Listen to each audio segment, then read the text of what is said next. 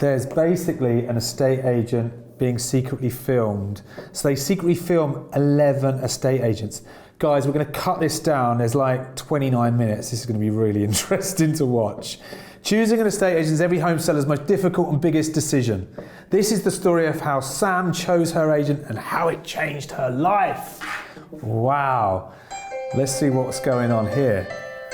So there's a picture of a board and this looks like Sam, I'm guessing. Sam lives in a village called Creech St Michael on the outskirts of Taunton in Somerset. She bought her home in 2018 but no longer needs it. She moved in with her boyfriend Paul and they're expecting their first child.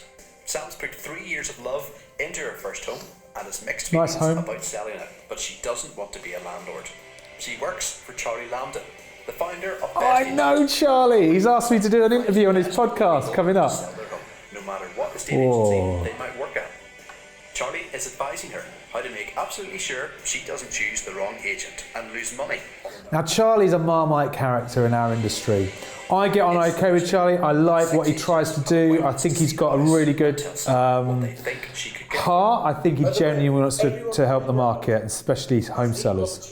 Your objective She's yawning. is to identify which of the agents you meet today or tomorrow convinces Should have edited that, Charlie. have a credible plan that will get you the highest possible price. He makes a good point. You'll find if you're selling a house, very few agents have a plan. Even if you go into their businesses and ask them what their business goals are, they may have a goal, they may, and many don't. How many actually have a plan for their goal, for their business? So if they don't have a goal for their business, they're unlikely to have a plan for the sale of your house. I love you.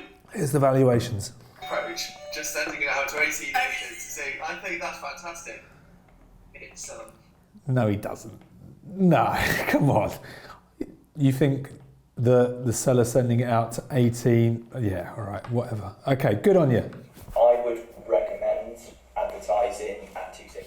So you're saying 260 to go somewhere between 260 and 240. I'm sure it is so many.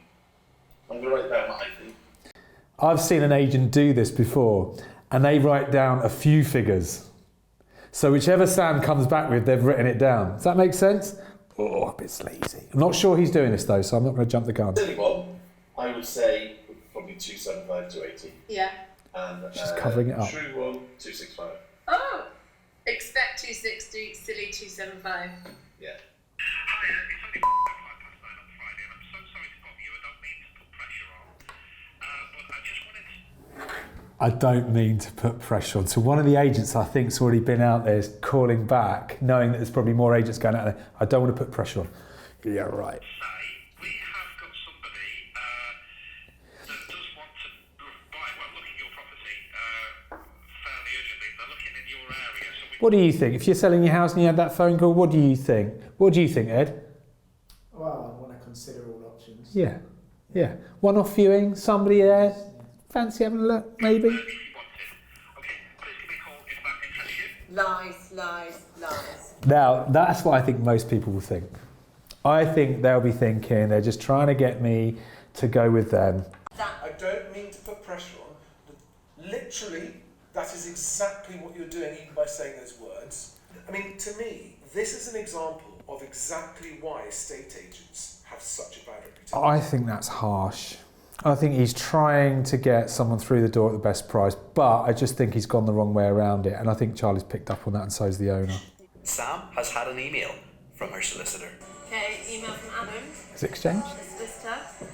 I'm pleased to confirm that we have just completed and, accordingly, you are authorised to release the keys. I wish this was a glass of champagne. Oh, Brilliant. Cheers. In a rising market, never be surprised. You know, it's still supply versus demand. You can hear the level of demand for this kind of property. And there's a lot of variables around that, especially if someone's getting a mortgage and the valuation. It looks like it's sailed through. What's interesting is it obviously completed at the end of Jan, beginning of Feb in 2022. Now, at that point, the market started to change. Interesting. I wonder if we went back to that house now, whether it's actually worth 300,000. I guarantee you that most people in Taunton, first-time sellers, won't know that you exist, won't have any way of finding out that you do care more of your